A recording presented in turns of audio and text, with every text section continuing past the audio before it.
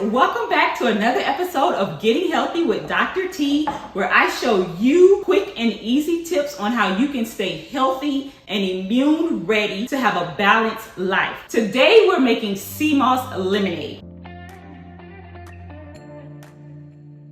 Seamoss is loaded with vitamins, minerals, antioxidants, everything that our body needs. I've already made our seamoss gel, and this is the foundation to most drinks, smoothies that contain seamoss. So check out how I made the seamoss gel right here. Seamoss really doesn't have a taste depending on who's making it. So you kind of have to figure out ways to incorporate it into your diet, because just taking a gulp of this is not the tastiest thing. So today we're going to make a seamoss lemonade that the entire family can enjoy. We're going to start out with 2 quarts of water.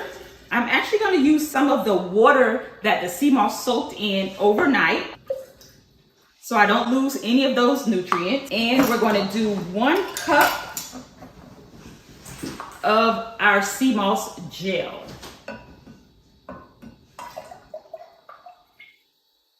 And a half a cup of honey.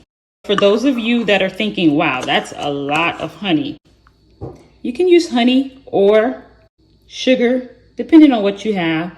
I like honey because it also has tons of benefits. Now let's add our fresh squeezed lemons.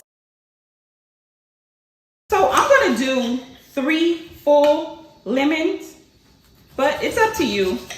The lemon helps to hide the taste slightly of the seamoss. And lemons are also excellent at detoxifying the body.